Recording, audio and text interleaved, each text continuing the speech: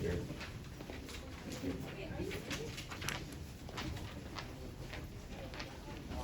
Yeah, sure.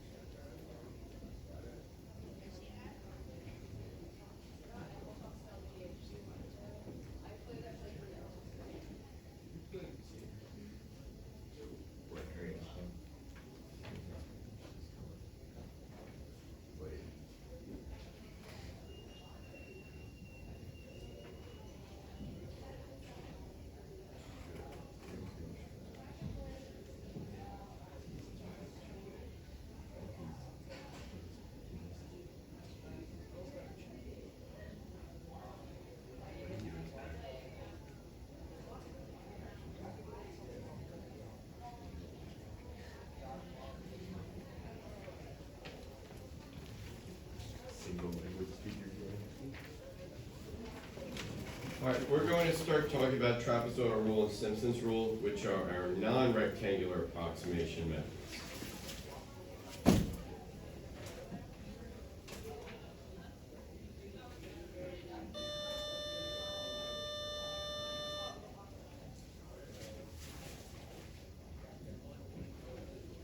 Okay, so we're going to go to the empty space at the bottom of the page, and we're going to develop the trapezoidal rule. Now, it's a trapezoidal rule, it's not the triangles and rectangles rule. All right, if you're in AP Calc BC and you don't know the formula for the area of a trapezoid, that is a major issue.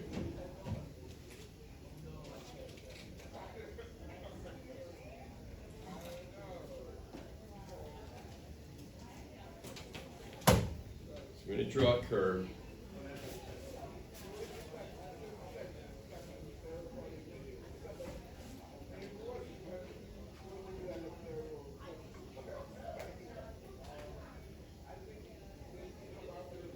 Call that f of x, and we'll look at it from A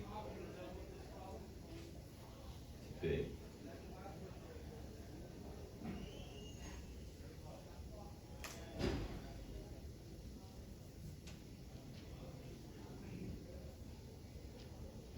All right, we're going to look at how to approximate the definite integral of this, but not using rectangles.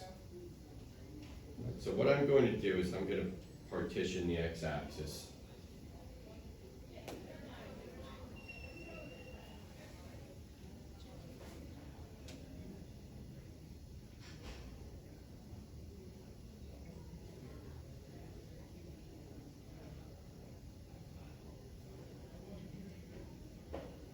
So it doesn't really matter how many rectangles you draw. It's not essential for what we're talking about right now.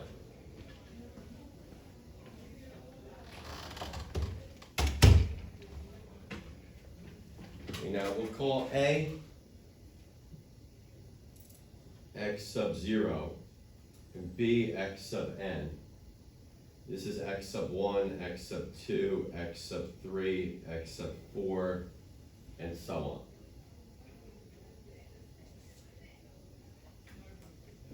Alright, and then we're not going to draw rectangles. This is the trapezoidal rule. It's not a rectangular approximation method. Okay, we're going to draw line segments from the x-axis up to the curve.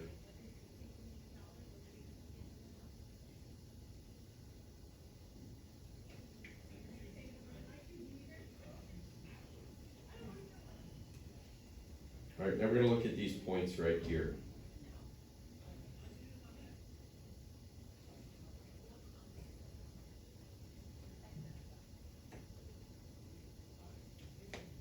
Now, this point right here has the ordered pair x sub 0, y sub 0. This has the ordered pair x sub n, y sub n. This is x sub 1, y sub 1, and so on.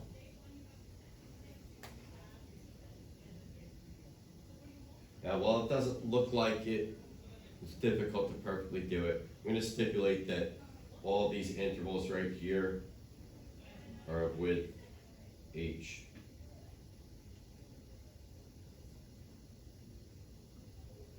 So on. Now, instead of drawing rectangles, which involve horizontal line segments parallel to the x-axis, we're going to draw oblique line segments, like so.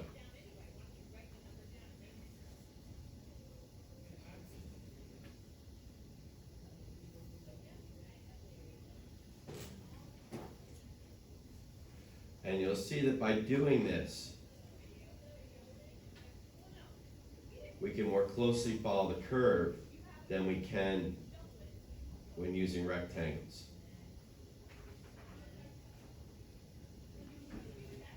Like so.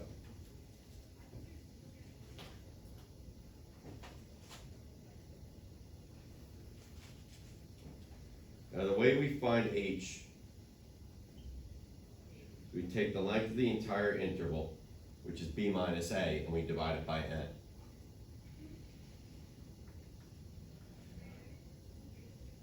Now, the formula for the area of a trapezoid is the average of the bases times the distance between the bases, which is h.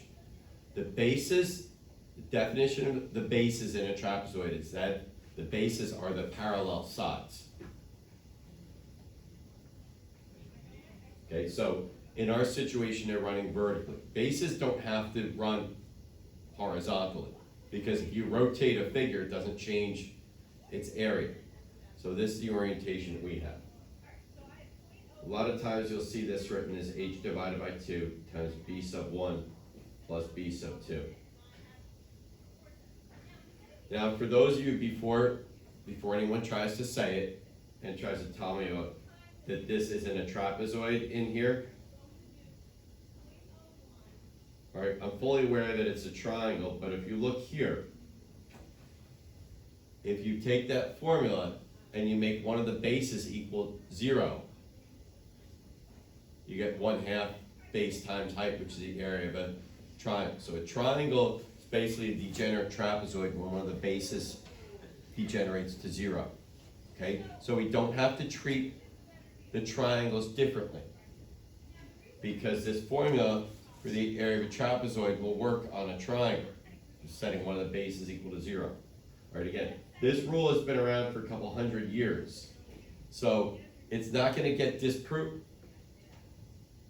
It's not going to get disproven by somebody taking calculus for the first time on their first day of seeing the trapezoidal rule. So we need to get away from trying to do that. All right, so we're going to call the trapezoidal approximation T sub n. So we're going to start with the value of the first trapezoid. So we have h divided by 2. Now, what's the length of the base on the left of that trapezoid? Y sub 0.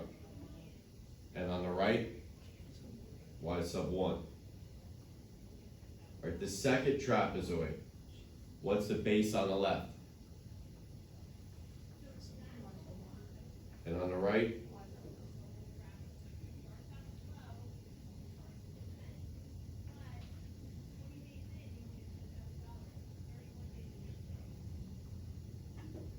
We're gonna leave a space. We'll do the last trapezoid. The last trapezoid, what is its base on the left? And on the right?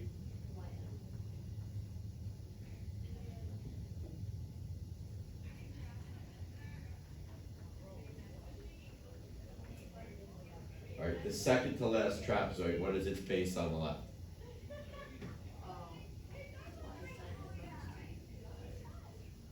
And on the right?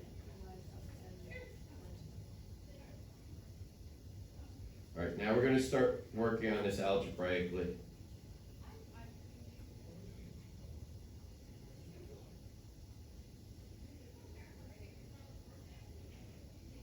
All right, I'm going to factor the h divided by 2 GCF.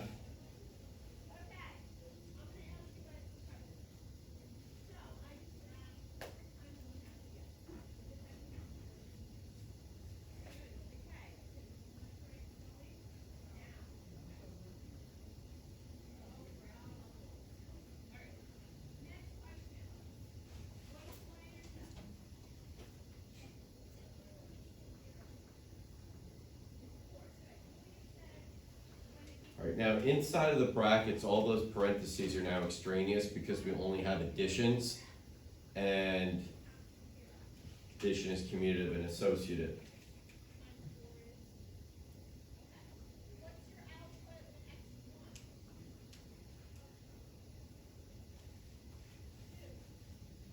So we're going to combine like terms.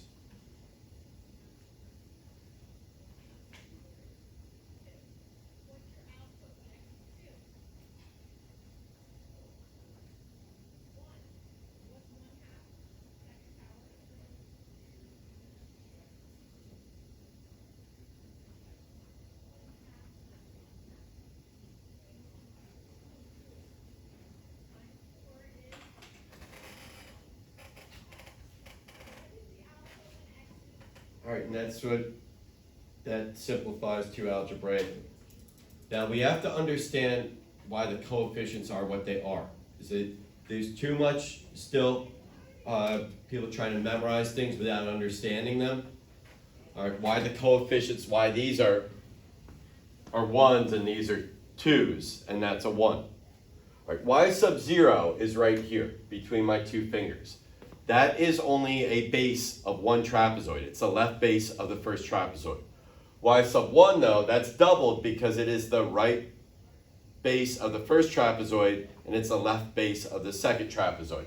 All the way through until we get to y sub n, this is only the right base of the last trapezoid. It's not the left base of any trapezoid.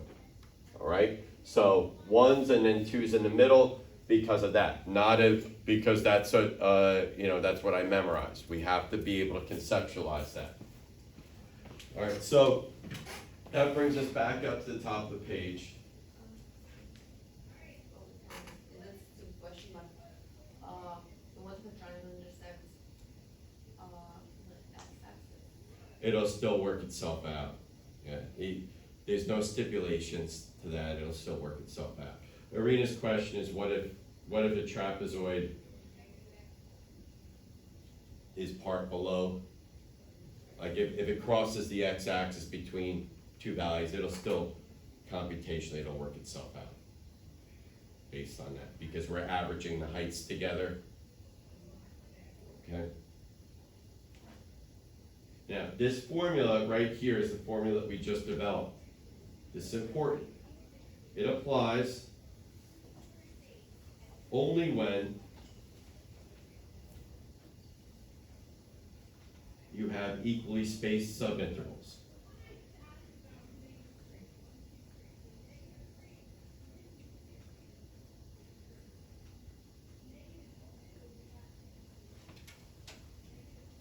All right, where your h is the same for every trapezoid.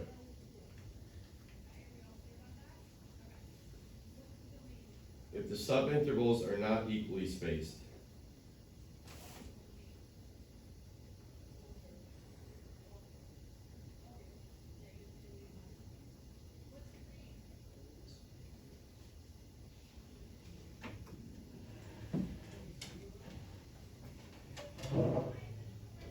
You must calculate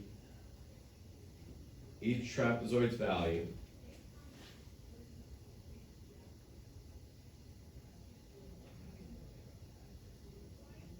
individually and add them together.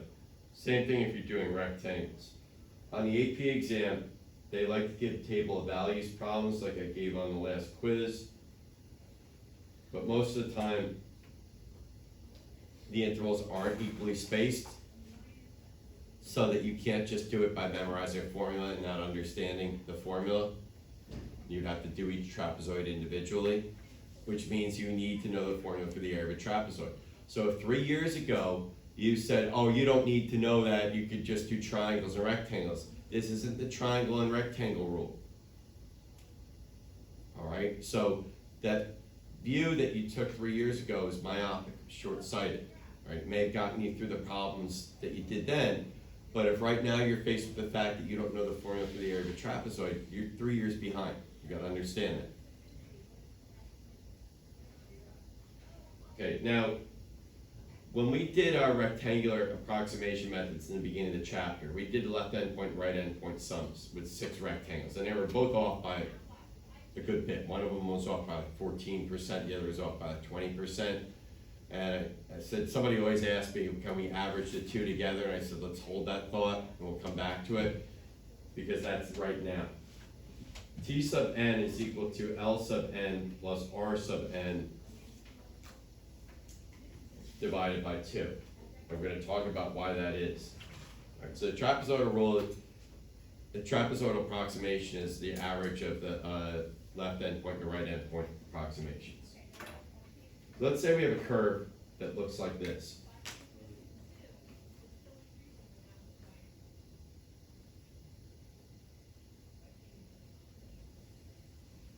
All right, there's your left endpoint rectangle.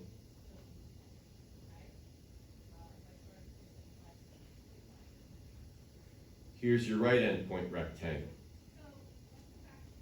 All right, so see how there's a little rectangle on the top that's between those two line segments? If I draw the diagonal of that rectangle now,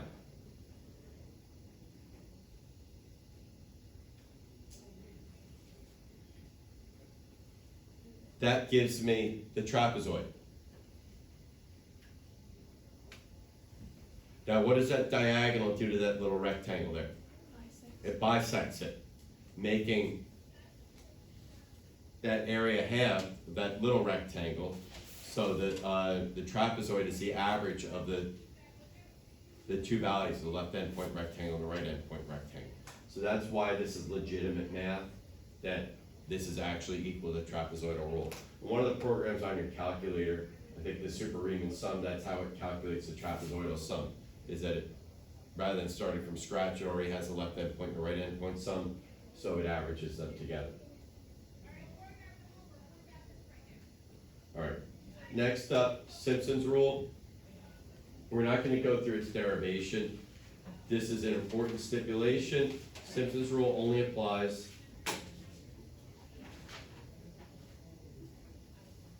when n is even.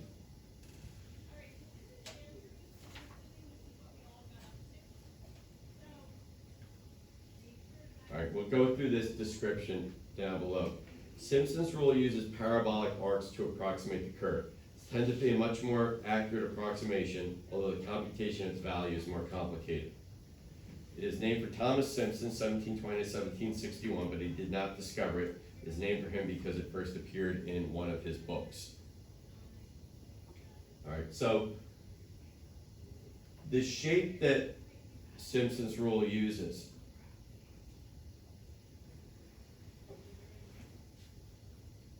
let's say we have a rectangle, or the start of a rectangle, the start of a trapezoid that looks like this. If the curve is concave down, what we would do is have a parabolic arc there that's concave down.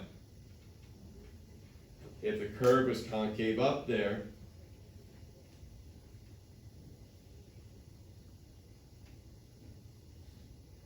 we would have a parabolic arc that is concave up. All right, so we basically have a parabolic arc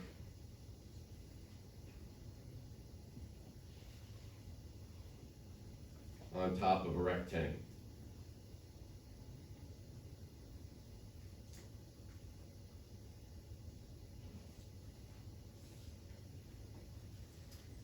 All right, and the idea behind this is that if we're trying to approximate a curve, we shouldn't approximate a curve with something that's straight, we should approximate a curve with something that's curved. All right, the formula is somewhat similar in nature to that for the trapezoidal rule. Here it's h divided by 3. Easy way to remember that. Well, this is something that we used to do in Algebra 2. I don't think they do that anymore. In order to fit a parabola to points, you need 3 non-collinear points to fit a parabola. Right? Through any 3 non-collinear points, you could pass exactly one parabola. In trapezoidal rule, it's h divided by 2.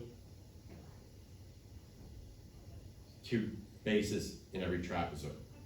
Now pay attention to coefficients. The coefficients are symmetric. All right. One's on the end and 4, 2, 4, 2. You should never have 2 4s in a row or 2 2s in a row. And that's why n has to be even, so that you'll have that symmetry of coefficients there.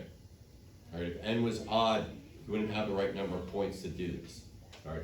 And we're not going to go through the development of this formula. It's a little bit too lengthy, and it doesn't attach as easily to prior experiences in math.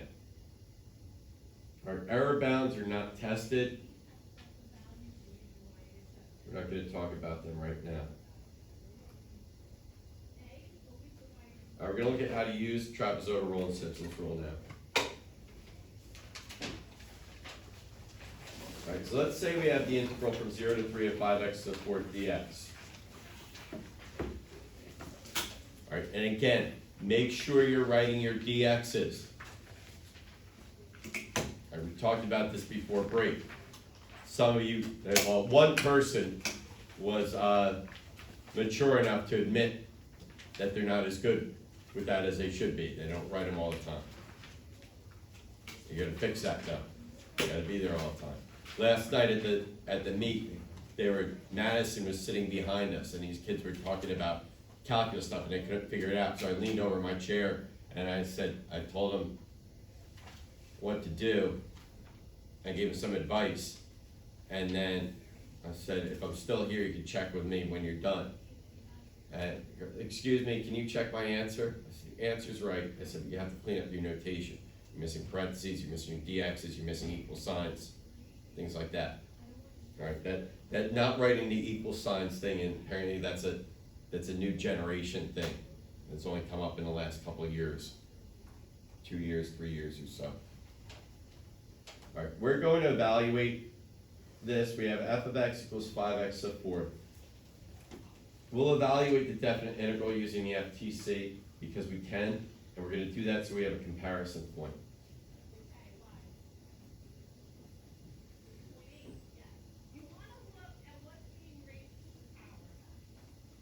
All right, what's 3 to the 5th?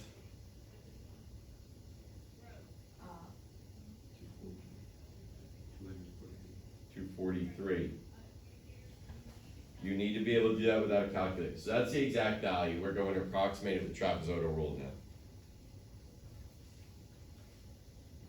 All right, with n equals 6.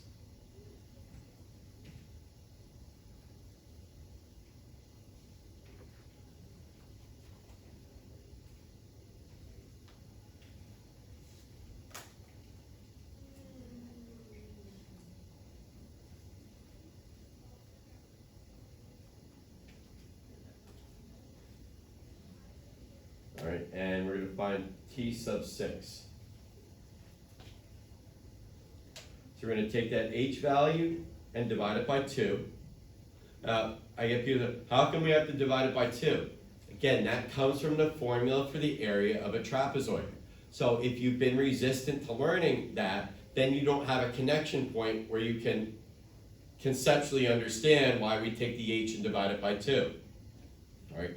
You have to understand. I even went through earlier in chapter 6 where that formula comes from. Remember, I drew the two bases and I said, take this triangle and rotate it into there. All right. Y sub 0 is f of 0. Then plus 2 times f a half. All right, this h is also known as our step size.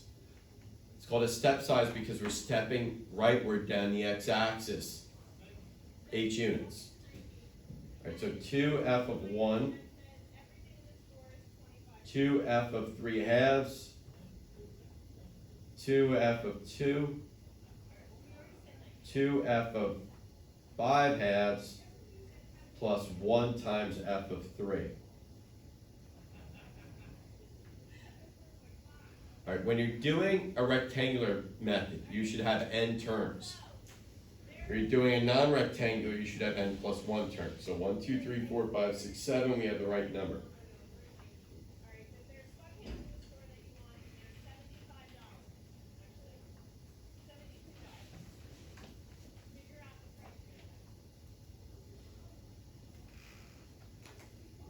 All right, I did the calculation ahead of time. It's 254.21875. That's unrounded. That is the exact decimal value. How do you know I didn't round it? There's an equal sign there. Because you're allowed to round to more than 3 places. The rule in the AP exam has to be correct to at least 3 places, unless otherwise stated. All right, but that's again, and I still have that resistance to using approximately equal signs. There's still some of you on that last quiz, like the death rate problem with the mean value theorem, deaths per 1,000 people. Still, some of you were putting equal signs there. We've been here 4 months. We have to get away from that. All right, we're going to look at the raw error involved.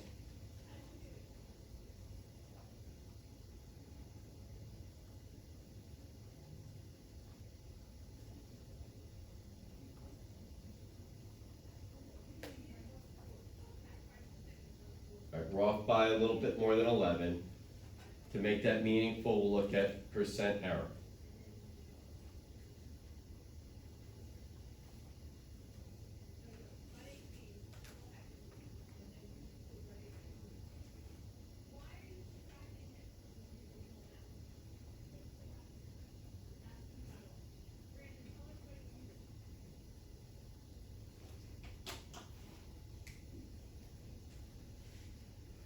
All right, when we were working our rectangular approximation methods at the beginning of the chapter, with n equals 6, we were getting like 14% error, 20% error, things like that.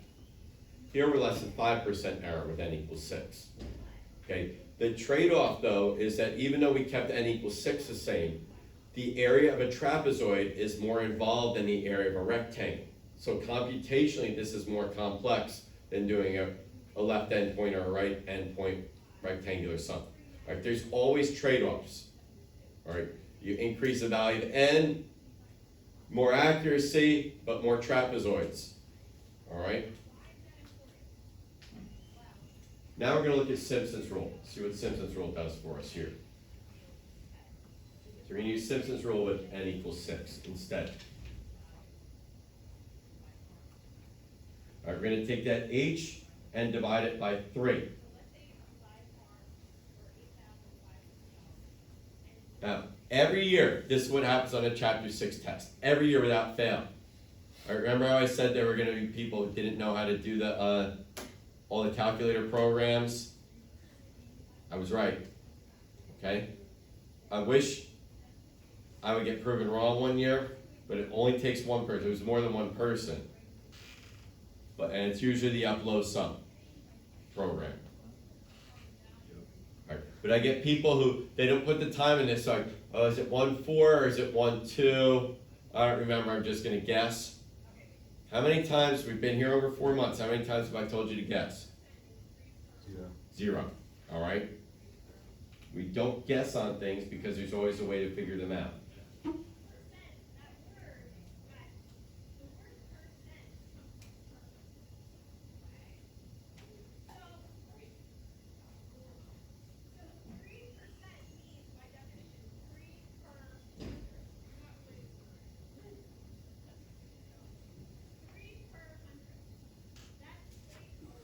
okay? And they're symmetric.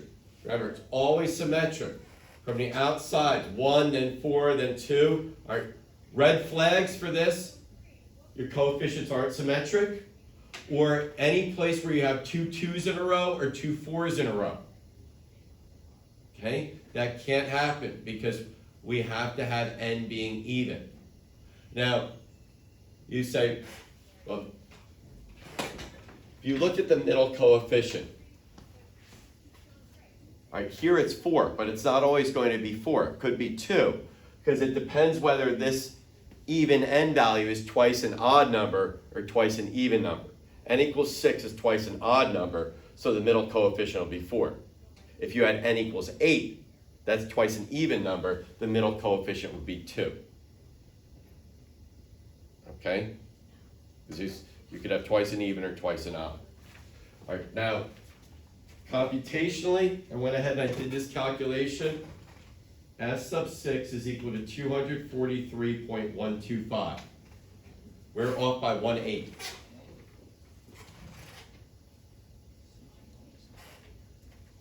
So we have a raw error,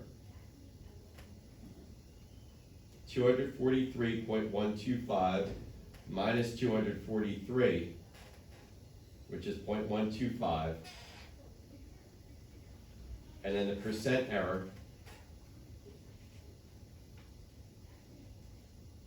0.125 divided by 243 times 100%, which is about 0.051%. So it's about 1/20th of a percent. Just with n equals 6. Now, we have to understand why things work out that way. The reason behind this, why it's so close, is because Simpson's rule uses parabolic arcs to approximate the curve. The curve that we're approximating is a chordic, which doesn't behave wildly different from a quadratic. So that's why we have such a minimal amount of error. Now, Simpson's rule, though, again, it's more computationally complex. Right? Even just that figure. You know, you've seen trapezoids before. You saw trapezoids freshman year in middle school, probably partition them into triangles and rectangles. We talked about that. But you didn't see these figures that we're using for Simpson's rule. All right, which do have an area formula, but the derivation of that area formula is much more involved. Like when I took the time a few weeks ago to show you where the formula for the area trapezoid came from, it only took like 3 minutes because it attaches to what you know about area of rectangles. This, with that figure, or those figures that we talked about for Simpson's rule, they don't have that simple attachment point to something that you've already been experienced with. All right, so I will tell you, Simpson's rule is not tested on the AP exam. It is tested on my Chapter 6 test, okay? Because I'm not just teaching towards the AP exam. So this falls in the category of bonus coverage, all right? You say, why? Because we don't want to just get you ready for the AP exam. We want to get you ready to go into Calc 3. All right, I actually had a visit this morning. One of my BC students from 2 or 3 years ago came to see me and dropped his little brother off for the Model UN trip, and he came up to say hi at 6:45. Asking about his math. He's an econ major, so he took like Calc 1 for econ majors, which isn't theory-based at all. But a lot of schools, and this is something to look at, a lot of schools don't give credit for the AP Calc exam because, like, if you're going to be a math major, they want to make sure that you're getting all the theory and that they can't rely on, because most teachers don't cover Simpson's rule because it's not in the AP curriculum. It doesn't take that long. We're going to cover it here. Or we already did cover it. All right, so basically after Chapter 6 test, we're not going to talk about Simpson's rule a whole lot. Every once in a while, but that's the reason. All right, so a couple things to understand. Simpson's rule is generally extremely accurate, even with a small number of subintervals. Trade-off, though, again, is the computational complexity. the rectangular approximation methods, they're easy to do because you learn how to do area of a rectangle in like 4th grade. Problem is, they're not very accurate. They either underestimate or overestimate. The reason behind that, when you use a rectangular approximation method, you're basically approximating a curve with a series of horizontal line segments. So it doesn't really fit real well. All right. Trapezoidal rule is better than rectangles. You're basically approximating the curve with a series of oblique line segments. And that's actually how your automatic grapher works on your 84, your 89. It doesn't draw curves. Like, I'm sure you guys somewhere along the line use an Etch-a-Sketch, right? Yeah. The one knob is for the left and right, and the other knob is for the up and down. And you know, like, you ever see people that, like, they have, like, these really beautiful Etch-a-Sketch drawings? They're like, how do you do that? Everything I try to draw looks like staircases and things like that. Because those people, they have the right touch of using the left and right knobs and the up and down knobs. It's still a bunch of line segments though. It just appears to be curved because when you string enough line segments together that are really, really short, it appears curved. So the way your automatic grapher works is it plots a point and then it moves down the x-axis and it plots another point and then it draws a short line segment between them. But since it's not taking huge steps, it looks like it's curved. I don't know, well, Nicole, you got to try to vouch for this because Johnny's not here today. He's got some all-state orchestra stuff going on. Is that what you were looking for Johnny before? No, but I think he would like to hear that it was. All right. When we were doing polar graphing last year in January, when you put your TI-84 in polar mode, there's a theta step in there. And the theta step is set to be like pi divided by 24. And what we did in my class, we messed around because people were like, what does the theta step do? And we changed, like we grabbed the spiral of Archimedes, but then we changed it to like theta equals pi fourths. And it just made these really long line segments because it was moving theta equals pi fourths and then drawing a line segment. Instead of going theta equals pi divided by 24, drawing a nice short line segment. Remember doing that? All right, same thing here. If we can make the h value close to 0, those really short line segments are going to more look like the curve. All right, even just look at this drawing here. Just before you even start doing calculations, those oblique line segments follow the curve much better than basically a step function would, which is what you're doing with the rectangular approximation method. Okay, rectangular approximation methods will work best with horizontal segments. You approximate a horizontal segment with a horizontal segment. All right, trapezoidal rule work best with a linear function. Simpson's rule, most accurate when applied to quadratic functions. So if you applied Simpson's rule to a quadratic function, how much error should you expect to get? Simpson's rule to a quadratic function. No. Give me a number.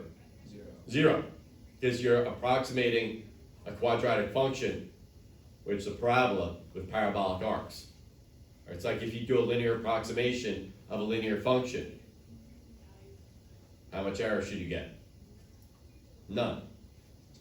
Okay? Now, trapezoidal rule will overestimate the definite integral when the curve is concave up and underestimate when the curve is concave down. All right, it all has to deal with where the line segment is with respect to the curve. Because if this curve is concave up, the line segment will lie above the curve. If the curve is concave down, the line segment will lie below the curve. Now people here say, no, this underestimates. No, it doesn't. Because we're talking about the definite integral. Definite integral and area, same or not the same? Not the same. Okay, so if we were to calculate the value of this trapezoid, would it be positive or negative? Why? Below the x-axis. Okay? We're not talking about the area, we're talking about approximating a definite integral. Now, if you looked at the entire region, right, between the x-axis and the curve, would that be positive or negative? Negative. Which one is more negative, the trapezoid or the full region? The full region. So the trapezoid is Greater or less than? The definite integral is greater. All right, so since the trapezoid is greater than the full region, it is an overestimation. This trapezoid underestimates the area, but it overestimates the definite integral. Okay, so with definite integral, it doesn't matter where the curve is in relation to the x-axis, it's where the trapezoid is in relation to the curve. Okay, don't get area and definite integral confused. Remember when we did that one problem before break? I said find the area between, and I kept saying, please reread the question, please reread the question, please reread the question. Oh, area, because everybody was giving me things like -21, whatever it was. It should have been, the area was 29, the definite integral was -21. Don't get the concepts confused. All right, and remember we said we're going to skip those, there's 2 lines in the super Riemann sums program that we skipped initially. Well, now we know what they are. Trapezoidal rule and Simpson's rule.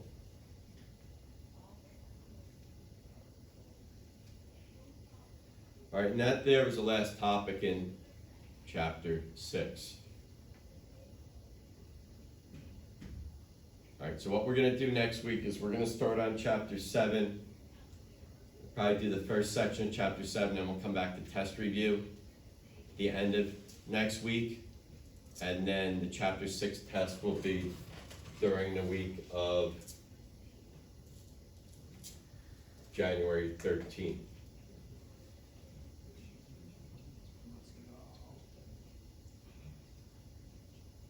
Okay? Well, as we get into chapter 7 now, we're going to start hitting BC only topics. All right, we get it to section 7.3. So right now, this is the last chapter that only has A-B topics in it. Chapter 7 and chapter 8 are going to be a mix of A-B topics and BC only. And then once we get into chapter 9, basically it's BC only the rest of the way. All right? And please keep in mind that you are here to stay. Okay, that deadline has passed. You have, What? you have no choice anymore. I'm on for the ride. And also keep in mind, we got this on tape, because some of you guys are got accepted into your ED schools. Those, I don't know if Dr. Heisey went over this with you in the December class meeting, that those acceptances are provisional. All right, and I've had students that, because I've warned students about it, in AP classes, it's provisional based on the successful completion of your senior year, your grades not dropping and things like that. People are like, oh, that's not fair. It's like, no, it's perfectly fair. I had a kid one time.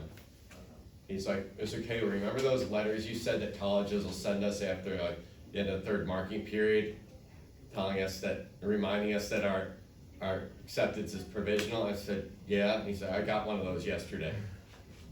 Congratulations.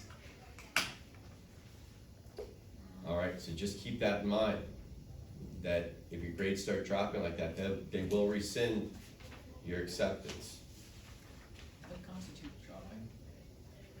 Well, that all depends on the school. If it's 1 letter grade, it's not a big deal, but if you go from A's and B's to D's and E's, that would definitely be a cause for concern.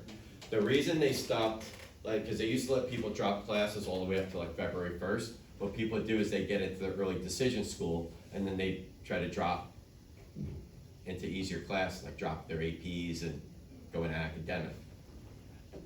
Like, oh, I just want to coast, senior year. Like, do you really think life's going to get easier from here? You think this is the toughest part of your life? Nah. Didn't we just pass a law about early decision or something? There was some kind of ruling that it's not fair.